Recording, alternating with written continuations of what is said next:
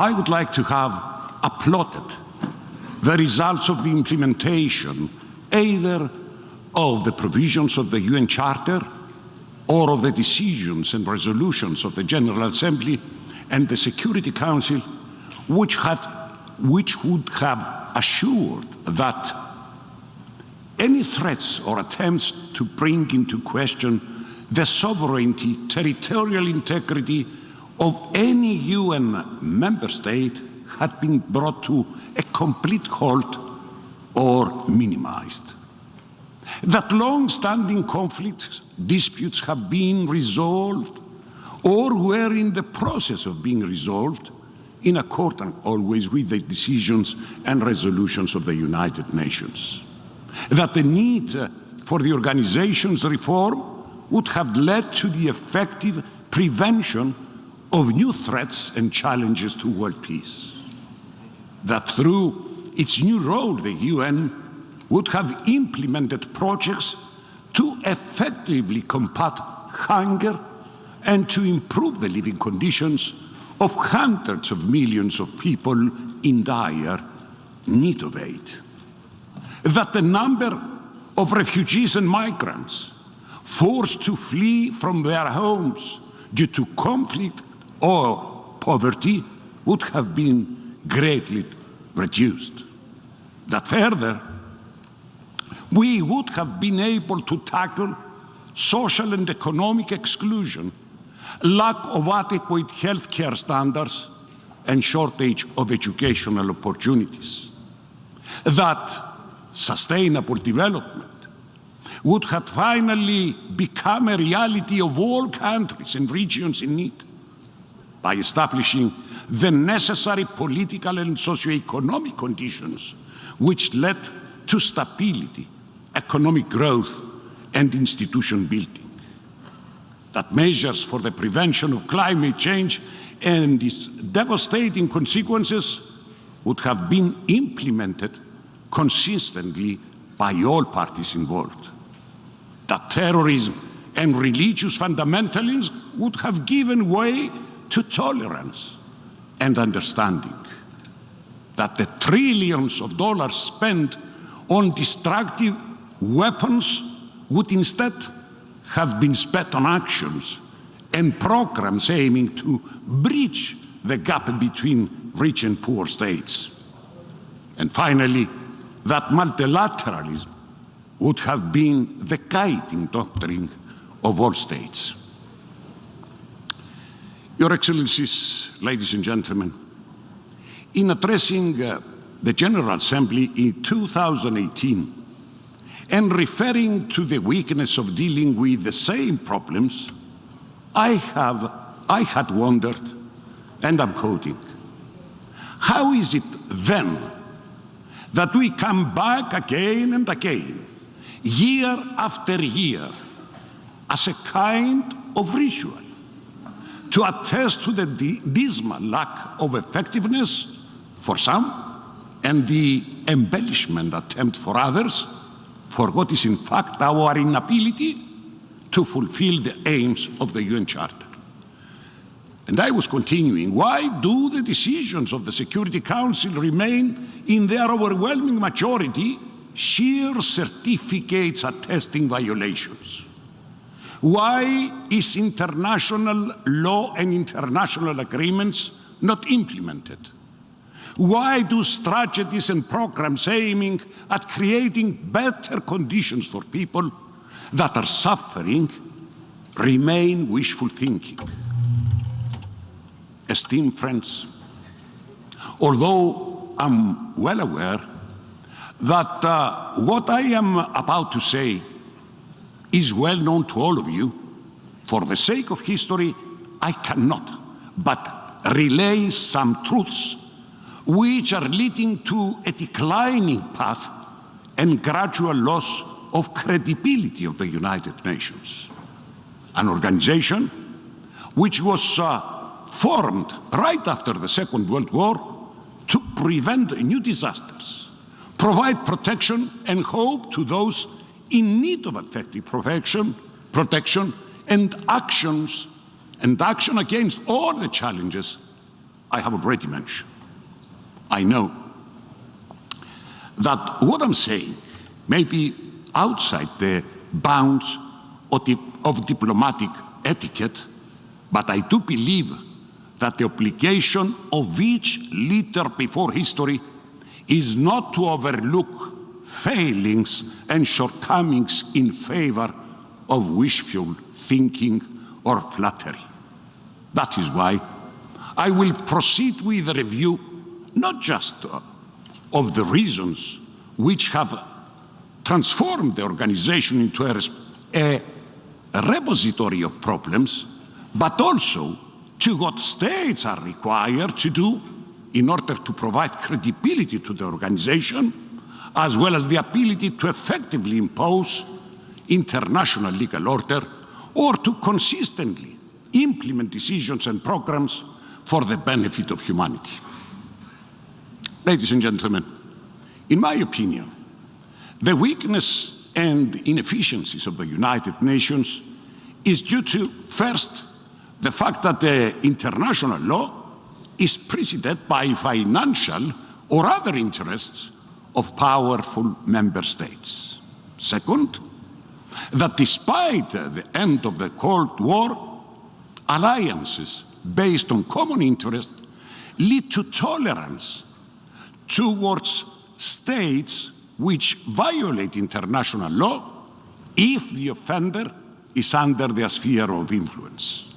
Third, the resurgence of hegemonic tendencies by some states with the aim of creating new empires at the expense of smaller states and in violation of international law.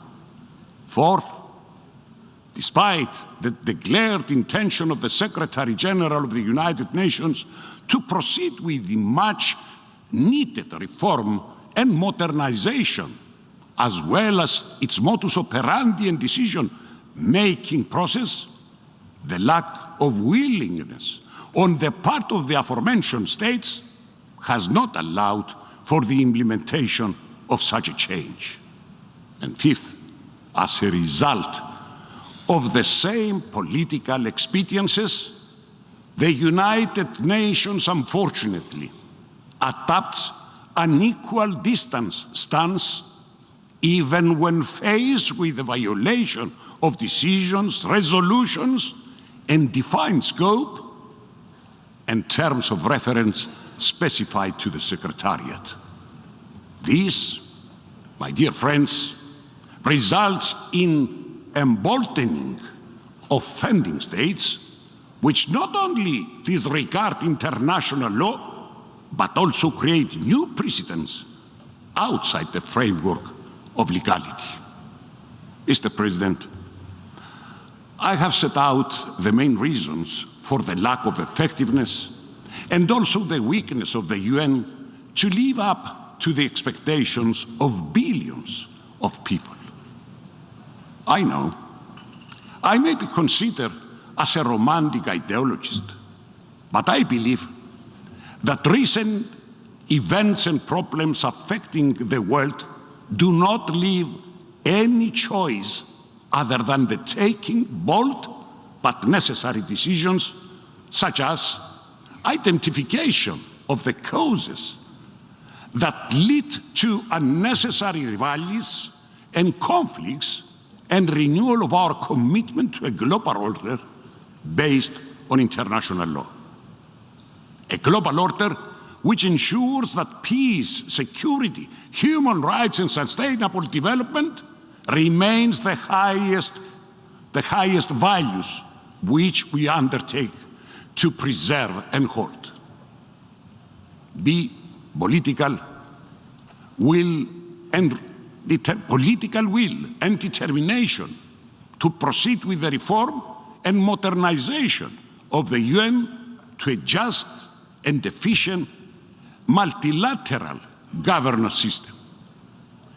And this reform and modernization process becomes even more imperative and urgent with the imminent danger after 77 years of a new world war, following the Russian aggression and the illegal invasion of Russia to Ukraine.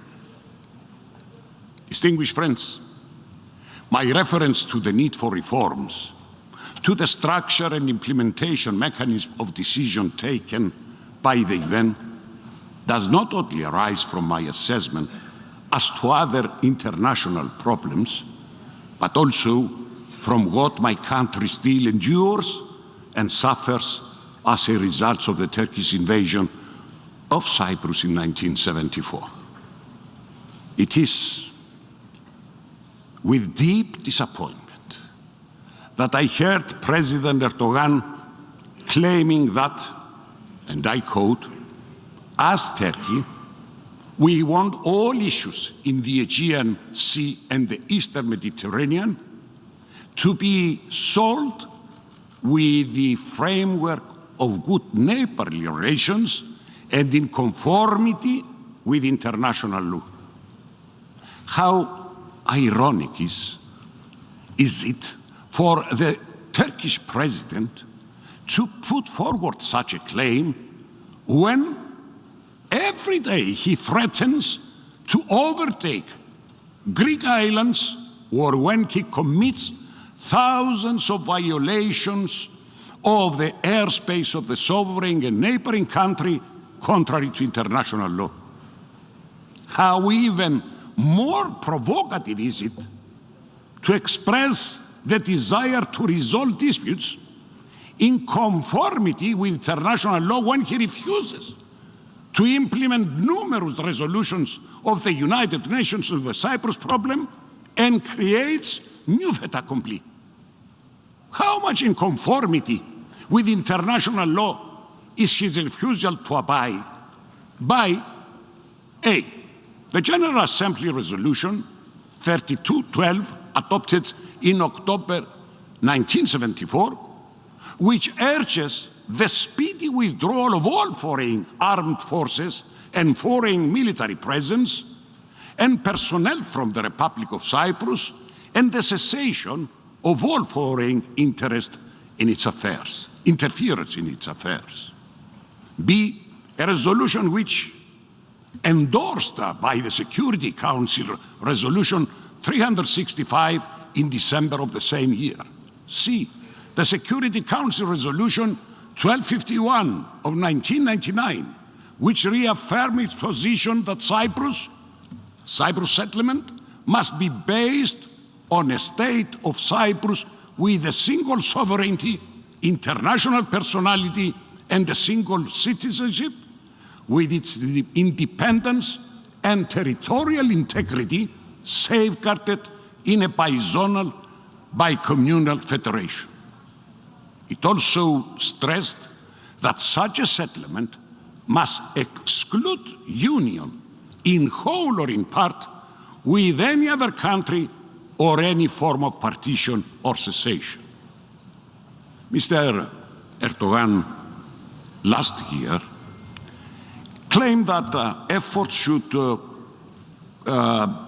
concentrate on reaching a settlement based on the so-called realities on the ground, whilst this year he spoke about the need for everyone to see the truth and that there are two distinct states and two distinct peoples on the island today. And I am wondering, dear friends, as to which truth is he talking about. The truth that 37% of the territory of the Republic of Cyprus, an UN and EU member state, remains under military occupation? Excuse me. The truth that after the Turkish invasion of 1974, 1/3 of the Greek Cypriots were forced to leave their ancestral homes. The truth that they have implanted hundreds of thousands of Turkish nationals to the occupied areas, thus altering the demographic character of the island, turning the Turkish Cypriot community into a minority in the areas they illegally occupy. The truth that Turkey has established an illegal entity in the occupied areas which is under its absolute political, economic, social, cultural, and religious control. An illegal entity, bear in mind, described by the European Court of Human Rights as a subordinate local administration of Turkey. Another question, the truth that Turkey tries to equate the state, the internationally recognized Republic of Cyprus, with the legal secession entity. The truth that the above proclamation of the purported secession had been condemned by the Security Council and considered legally invalid. The truth that the Security Council called for its reversal, and for all states and the international community as a whole not to accept it or in any way assist it. The truth that they are trying to change the status of the fenced city of Famagusta contrary to the UN Council resolutions 550 and 789. The truth that Turkey adopts its own arbitrary interpretation of international law, which reduces the exclusive economic zone of Cyprus by 44% at the expense of both Greek and Turkish Cypriots, contrary to the United Nations Convention on the Law of the Sea. Mr. President, ladies and gentlemen, as I have noted earlier, when decisions or resolutions based on international law are not to be implemented or enforced, then these, rightly so, could be perceived as fostering or even rewarding arbitrariness. This is actually what we are witnessing today with the Cyprus problem. Turkey, which systematically violates international law, calls on the international community to recognize its illegal fait accompli. Esteemed friends, unfortunately, this was the long-standing aim of Turkey ever since 1956. That is why, despite historical compromises by the Greek Cypriot side, all efforts on reaching a settlement of the Cyprus problem failed as a result of the intransigent stance and irrational demands of Turkey. The latest example being the conference on Cyprus held at Grand Montana in July 2017, during which, as regards the internal aspects of the Cyprus problem, the UN Secretary General assessed in his report on 28 September 2017 that and I quote, the core outstanding issues related to governance and power sharing remained few, and that by the time the conference closed, the sides had essentially solved the key issues of effective participation.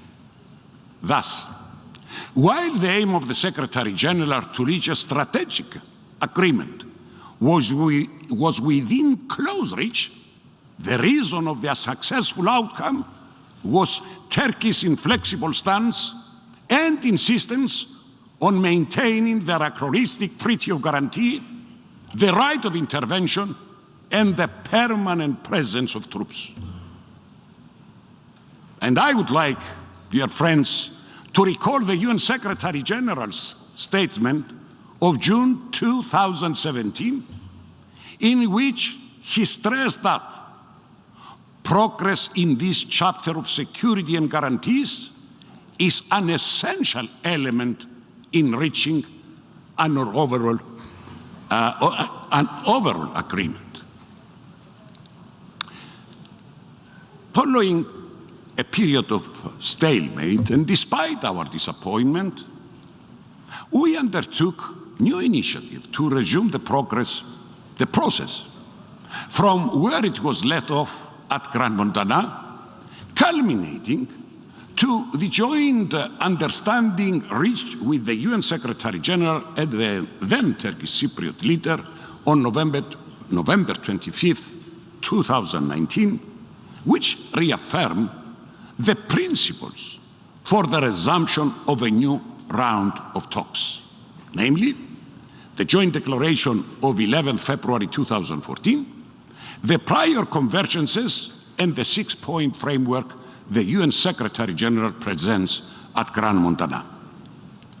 Regrettably, once again, Turkey undermined the prospect of resuming the negotiating process, and instead, in the meeting held in Geneva in April 2021, they presented their position for changing the agreed basis of a settlement from a federal solution to a two-state solution.